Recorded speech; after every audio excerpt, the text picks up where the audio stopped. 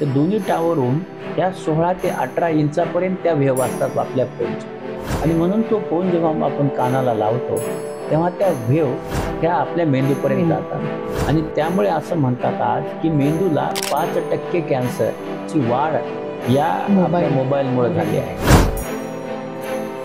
Trachoma नावाचा एक आजार भारत देशामध्ये होता आणि हा ट्राकोमा नावाचा आजार हे काजळामुळे पुढे जात होता. म्हणजे आपण जेव्हा काजळ घालतो, आजी आजोबा जे काही काजळ घालतात ते असं तुमकी थोडं घ्यायचे आणि त्याला ते काजळ घालायचे. त्याच्यामुळे आपल्याकडचे जी संसर्ग आहे तो त्याच्यात जायचा. म्हणून लहान बाळाच्या डोळ्यामध्ये काजळ घालणे म्हणजे लहान बाळाच्या डोळ्यात खडे टाकणे. त्यामुळे तुम्ही लावत असाल तर ते स्वतः लावा. दुसऱ्याची पेन्सिल घेऊन किंवा दुसऱ्याचे कॉस्मेटिक लावू नका. पण काळजी घेऊन लावत नसाल तर हे कॉस्मेटिक तुमच्या डोळ्याला खूप नुकसान करू शकतात. नमस्कार, आमच्या ओनली मानिन या कार्यक्रमात तुमच्या सगळ्यांचं खूप खूप स्वागत.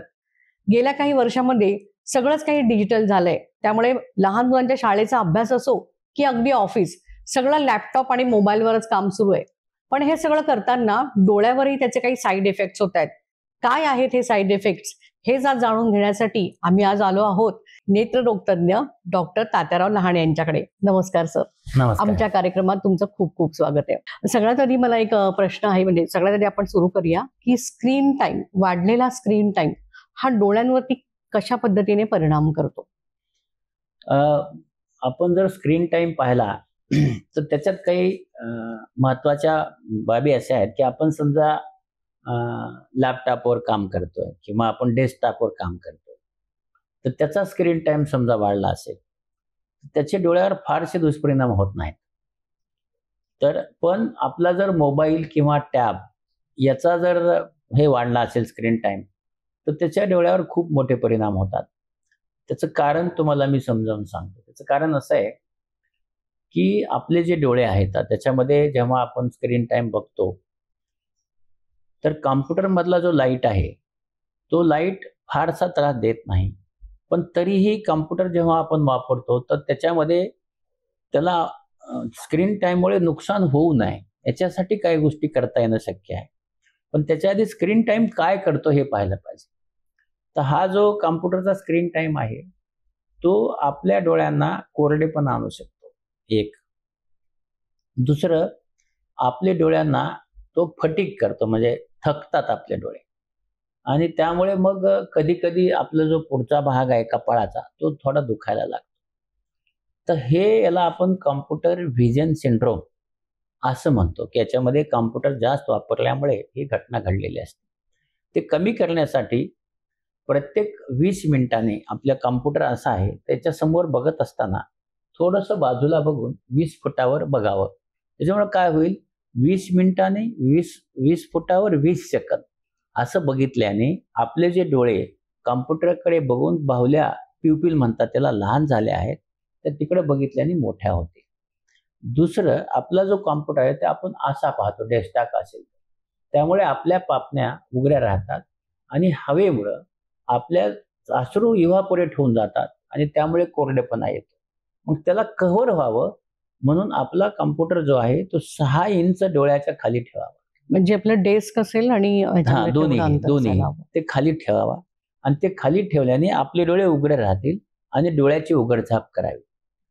त्याच्यानंतर प्रत्येक 2 तासाने आपण आपले डोळे बंद करावे आणि हे जे आपले पाम आहेत हे असे डोळ्यावर ठेवून ते डोळे थोडेसे दाबावे. यामुळे डोळ्यापुढे अंधार निर्माण होईल आणि 2 तासामध्ये जो फटीग झालाय तो निघून जाईल. एवढ्या 2-3 गोष्टी केल्याने कॉम्प्युटरमध्ये होणारे नुकसान टाळता येते, पण मोबाईलमध्ये होणारे नुकसान टाळता येत नाही याच गोष्टी करून. कारण त्याच्यातला जो ब्ल्यू लाईट आहे आपल्या डोळ्याकडे जातो. पहिलं काम तो काही करत असेल तर आपल्या डोळ्यांना कोरडे करतो. दुसरं, आपल्या डोळ्यांना चष्म्याचा जो नंबर आहे तो आपल्या नेहमीच्या नैसर्गिक वाढण्यापेक्षा दुप्पट तिपटीने वाढतो. मोबाईलमुळे दुप्पट तिपटीने वाढतो. म्हणजे कसं, स्क्रीन टाइम ज्यांचा 2 तास 4 तास 6 तास आहे असं म्हणतात की ज्यांचा 4 तास स्क्रीन टाइम आहे त्यांचा दरवर्षी 1 नंबर वाढतो. ज्यांचा 6 आहे त्यांचा 1.5 वाढतो, ज्यांचा 8 आहे त्याचा 2 वाढतो, असं ते प्रमाण आहे. असं चष्म्याचा नंबर वाढत जातो. पूर्वी आपली वाढ थांबल्यानंतर 20व्या वर्षी चष्म्याचे नंबर वाढत नव्हते, पण आता हेच नंबर मोबाईलमुळे वयाच्या 60 वर्षापर्यंत वाढत चालले आहेत. त्याचं कारण आहे मोबाईल.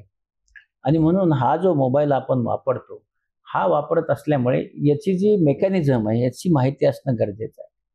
तर हे जेव्हा 2 टावरून हा मोबाईल काम करतो, तर त्यावेळेस 1.6 रेडिओ फ्रिक्वेन्सी ती वापरली जाते, एनर्जी वॅट दोन्हीकडे. आणि हे मॅग्नेटिक अट्रॅक्शनने त्याला पकडलं जातं. आणि याच्या ज्या व्हेव्ज आहेत त्या दोन्ही टावरहून ह्या 16 ते 18 इंचापर्यंत त्या व्हेव असतात आपल्या फोनच्या. आणि म्हणून तो फोन जेव्हा आपण कानाला लावतो तेव्हा त्या व्हेव ह्या आपल्या मेंदूपर्यंत जातात. आणि त्यामुळे असं म्हणतात आज की मेंदूला 5% कॅन्सरची वाढ या आपल्या मोबाईलमुळे झाली आहे. आणि दुसरं कसं होतं की जेव्हा आपण हाच मोबाईल आपल्या डोळ्यांनी बघत असतो तर त्यावेळेस ह्याच्यातले जे रिफ्लेक्शन आहेत त्या आपल्या डोळ्यात जात असतात आणि त्यामुळे आपला डोळा फटीग होतो, पण तरी आपण ते बघायचं थांबत नाही. दुसरी गोष्ट अशी आहे की हा फोन आपल्या शरीरावर ठेवतो आणि त्यामुळे हे वेव्ह कंटिन्युअस चालू असतात. त्यामुळे याची जी एनर्जी आहे, जी येते आहे, ही एनर्जी लक्षात घेता मोबाईल फोन बंद करणं कोणी शक्य नाही आहे, पण तो सुरक्षित कसा वापरावा याची माहिती आपल्याला मी देतो. तो सुरक्षित वापरत असताना हा मोबाईल आपल्यापासून 16 इंच दूर ठेवावा, म्हणजे आपल्या शरीराच्या कुठल्याही भागावर तो ठेवू नये. म्हणजे आता झोपताना सुद्धा उशीच्या जवळ मोबाईल दूर तसं ठेवू नये.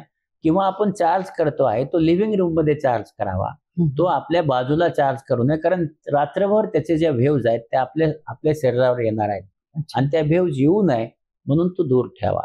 समजा तुम्हाला बोलायचं असेल तर स्पीकर फोनवर बोला, त्याच्यामुळे तो दूर राहतो. किंवा तुम्ही ब्लूटूथ लावा, वायरचा ब्लूटूथ जास्त चांगला, किंवा तुम्ही वायरलेस लावला तरी चालेल, पण फोन दूर धरावा. आता आपण स्पीकर फोनवर का बोलत नाही, कारण आपलं खाजगी बोलायचं असतं, त्यामुळे आपण ते चोरून बोलण्यासाठी तसं करतो. तसं करू नये, तर तसं बोलत राहावं. आणि हे केल्याने मोबाईल वापरणं शक्य होतं. मग आता स्क्रीन टाईम किती ठेवावा? 1 ते 6 वर्षाचा मुलगा आहे तर त्याला मोबाईल देऊच नाही. त्याचं कारण सांगतो. हो, त्याचं कारण सांगतो. ही मुलं जेव्हा मोबाईलकडे बघतात तर त्यांचा जो IQ आहे, हुशारी आहे, ही कमी होताना दिसत आहे. आज हुशारी कमी होते. दुसरी गोष्ट होते, ते मुलं जिद्दी होत आहे, ते मुलं रागीट होत आहेत आणि एक कल्ली त्यांचा स्वभाव होत चाललाय. त्यांना जर मोबाईल दिला नाही तर ते अक्षरशः म्हणजे रडत बसतात किंवा ते एकदम गोंधळ घालतात. आणि म्हणून आपल्याकडे कसं झालंय की तो जेवत नसेल मोबाईल देतो, तो ऐकत नसेल मोबाईल देतो. तर हे न करता लहान मुलांना 6 वर्षापर्यंत मोबाईल देऊ नये, ज्याच्यामुळे त्याच्या डोळ्याची व्यवस्थित वाढ होईल, त्याच्या मेंदूची व्यवस्थित वाढ होईल, त्याची हुशारी वाढेल. तो देऊ नये. 6 ते 20 वर्षापर्यंत 1 तास मोबाईल द्यावा. आता म्हणलं जातं की शाळेतलं सगळं काम मोबाईलवर आहे, पण त्याचा जो व्हॉट्सअप आहे तो आपल्याला कॉम्प्युटरला जोडता येतो, तो जोडावा आणि त्या कॉम्प्युटरवर काम करावं, ज्याच्यामुळे डोळ्याचं नुकसान होणार नाही. 20 वर्षानंतर 2 तासपर्यंत तुम्हाला मोबाईल वापरणं शक्य आहे, त्याच्या पुढे वापरू नये. वापरायचं असेल तर कॉम्प्युटर वापरावा. आणि म्हणून मोबाईलमुळे होणारे जे दुष्परिणाम आहेत हे टाळता येणं शक्य आहे, मोबाईल बंद करता येणं शक्य नाही आहे. आणि आता असं आहे की याच्यासाठी थोडंसं उन्हात जावं, उन्हात जाणं गरजेचं असतं. एखादं सकाळच्या कोवळ्या उन्हात फिरावं, व्हिटॅमिन D वगैरे थोडंसं घ्यावं. आणि मोबाईलचे जे काही दुरुपयोग आहेत, त्याचे जे साईड इफेक्ट आहेत ते आपलं टाळता येणं शक्य आहे. फक्त एकच की पॉझिटिव्ह विचार करा, मोबाईल जरूर वापरा, पण मोबाईल वापरत असताना काळजी घ्या. नक्की. असं म्हणजे हे महत्वाचा मुद्दा आहे. अजून एक आहे की मोबाईलमुळे म्हणजे खूप जास्त वेळ जर मोबाईल आपण त्याच्यावरती एकटक काम करत असो सतत, तर डोळ्यांमध्ये असं तुम्ही सांगते की कोरडेपणा येतो, डोळ्यातून पाणी वगैरे येतं वगैरे असं. तर अशा वेळी मग बरेच जण काय करतात की ड्रॉप वगैरे वापरतात किंवा थंड पाण्याने डोळे वगैरे धुतात. ते वापरणं कितपत योग्य आहे? मुख्य कसं आहे की मोबाईलमुळे कोरडेपणा येतोच. हा कोरडेपणा जर येत असेल त्याचा, तर तुम्ही थंड पाण्याने डोळे धुवत असाल ती चांगली गोष्ट आहे. पण त्याच्यासाठी असे जे आहेत ना, आपण म्हणूया गुलाब पाणी किंवा अशा प्रकारचे आयकूल, आयडूल असं काही टाकू नये. म्हणजे त्याच्यासाठी तुम्हाला टाकायचे असतील तर त्याच्यात कुठल्या प्रकारचं तुमचा ड्रायनेस आहे हे बघून, कारण आता कोरडेपणा देखील वेगळ्या प्रकारचा असतो की तुमच्यामध्ये म्युकस ग्लँड्स असतात, लॅक्रिमल ग्लँड असतात, म्युबेन ग्लँड्स असतात. ह्या 3 प्रकारच्या ग्रंथी आसोळ तयार करत असतात. त्यातल्या नेमक्या ग्रंथी कुठल्या काम करत नाहीत हे बघून तशा प्रकारचे रिप्लेसमेंट आता आपल्याकडे आर्टिफिशियल टीयर्स मार्फत देता येते. आणि त्यामुळे जर कोरडेपणा असेल तर ते किती प्रकारचा कोरडेपणा, कुठल्या प्रकारचा कोरडेपणा आहे असं समजून त्याच्यावर उपाय जर केले तर करता येणं ते शक्य आहे. आणि म्हणून आर्टिफिशियल टीयर्स हे त्याच्यावर चांगला उपाय आहे. फक्त कुठले टाकावे हे डोळ्याच्या डॉक्टरला विचारल्याशिवाय टाकू नये, कारण तो डोळा आहे. आता म्हणजे आपण मोबाईलवरती तुम्ही खूप म्हणजे चांगलं मार्गदर्शन केलं, पण लॅपटॉप म्हणजे आता बरेच जण वर्क फ्रॉम होम करतात, तर त्यावेळी म्हणजे सकाळी अगदी 10 वाजल्यापासून लॉग इन केल्याच्या नंतर रात्रीचे 10 वाजेपर्यंत कंटिन्यू बरेच जण त्या लॅपटॉपवरतीच असतात. तर मग लॅपटॉप मधून सुद्धा काही किरणं येत असतात म्हणजे असं आम्ही ऐकत असतो, त्याचाही काही इफेक्ट होतो का? मग मुख्य म्हणजे तुम्हाला मी सांगितलं की लॅपटॉपमध्ये कॉम्प्युटर विजन सिंड्रोम होतो. त्यामध्ये काय होतं की आपल्या डोळ्यातली जी बाहुली आहे ती लहान होते, त्याच्यामुळे डोळा फटीग होतो आणि फटीग झाल्यामुळे कोरडेपणाही निर्माण होतो. तर हा डोळ्याचा फटीग आणि कोरडेपणा होऊ नये याच्यासाठी आपण जो 20-20चं जसं तुम्हाला मी समजावून सांगितलं की 20 मिनिटांनी कॉम्प्युटरच्या बाहेर डोकं काढून तिकडे बघावं. कॉम्प्युटर 20 आपला 6 इंच खाली ठेवावा आणि प्रत्येक 2 तासांनी डोळे बंद करून त्याचं पामिंग करावं. असं केल्याने आपल्याला कॉम्प्युटर कितीही तास वापरता येईल. तुम्ही सांगितलं की डोळ्याचा आणि मेंदूचा तसा थेट संबंध आहे असं आहे. तर समजा डोळे बऱ्याच वेळा म्हणजे डोळे थकतात तर डोकं देखील प्रचंड दुखायला लागतं असं, मग आपल्याला वाटतं की चष्मा, मग हे कनेक्शन त्याच्याशी पण जोडलं जातं. बेसिक असं आहे की पहा की आपण जेव्हा मोबाईल फार वेळ वापरतो अशा वेळेस फटीग होतो आणि फटीग झाल्यानंतर आपल्या डोकं दुखायला लागतं, कारण आपला जो शेवटी आपल्या डोळ्यात ही स्नायू आहे, हे स्नायू सारखे ताणल्यामुळं त्याचे जे नर्व्ज आहेत त्या नर्व्ज ह्या इथून आलेल्या असतात आणि त्यामुळे ते दुखतं. त्यामुळे थोडंसं ॲटमॉस्फिअर बदलावं. म्हणजे तुम्ही समजा 2 तास वापरलाय तर 2 तासानंतर थोडं फिरून या, बाहेर जा किंवा बंद करून ठेवा, दुसरं काही दूर बघा, असं काही करा. तर त्यामुळं तुम्हाला जे काही फटीग आहे तो होत नाही. चष्म्याचा नंबर तुम्ही मोबाईल वापरत असाल आणि जास्त वापरत असाल तर प्रत्येक 6 महिन्यांनी चष्म्याचा नंबर बदलतो आणि त्यामुळे मग फटीग निर्माण होऊन जातो. त्यामुळे चष्म्याचा नंबरही तपासला गेला पाहिजे. आणि म्हणून आपल्या डोळ्याला जास्त नुकसान होऊ नये म्हणून मोबाईल सारखी गोष्ट 2 तासाच्या वर वापरू नये आणि त्याच्या ऐवजी कॉम्प्युटर वापरावा. याच्यामध्ये अजून एक प्रश्न होता माझा की हल्ली लहान मुलांमध्ये सुद्धा ना म्हणजे मोतीबिंदू असे आढळायला लागलेत, असे पण बरेच जणांच्या व्याधी म्हणजे समोर येत आहेत. तर ह्या मोबाईल किंवा लॅपटॉप हे देखील याला कारणीभूत असू शकतं? नाही. मोतीबिंदू जे होतात त्याच्याशी लॅपटॉप आणि मोबाईलचा काही संबंध नाही. मोतीबिंदू होण्याची कारण अशी आहेत की त्याचं जे न्यूट्रिशन आहे, आईचं माल न्यूट्रिशन झालं असेल, आईला त्या काळामध्ये जे काही पाहिजे ते मिळालं नसेल किंवा काही ठिकाणी हेरिडिटरी म्हणजे अनुवांशिकता असते आहे ना. त्याच्यानंतर मुलं जेव्हा जन्मतात तर त्यांना व्हिटॅमिन डी ची डिफिशियन्सी असते, कारण ते आता उन्हामध्ये जात नाहीत. त्यांना व्हिटॅमिन डी, व्हिटॅमिन बी ह्याच्या डिफिशियन्सी असतात आणि खाद्यामध्ये काही गोष्टी असतात की त्याचे ते साईड इफेक्ट होतात आणि त्यामुळे लहान मुलांना जे मोतीबिंदू होतात हे जरी मोबाईलचे नसले तरी मुलगा जन्मताच मोतीबिंदू असतो. तर हे काय होतं की आपण सांगतो की हा मुलगा मोठा होऊ दे, ते चूक आहे. कारण तेवढ्या काळामध्ये तो मोतीबिंदूमुळे त्या डोळ्याची नजर कमी होत जाते, ती परत येत नाही आणि म्हणून मोठा होऊ दे ही चुकीची गोष्ट आहे. तर कितीही तो लहान मुलगा असेल तो तपासू देत नसतो, तर त्याला भूल देऊन तपासणाऱ्या डॉक्टरकडे जाण्याची गरज आहे. त्याच्यामुळे ते भूल देऊन तपासतील, त्याच्यावर तपासून त्याच्यावर उपचार करतील आणि योग्य वेळी जर त्याचं ऑपरेशन केलं तर त्याची दृष्टी पूर्ववत आणायला मदत होते.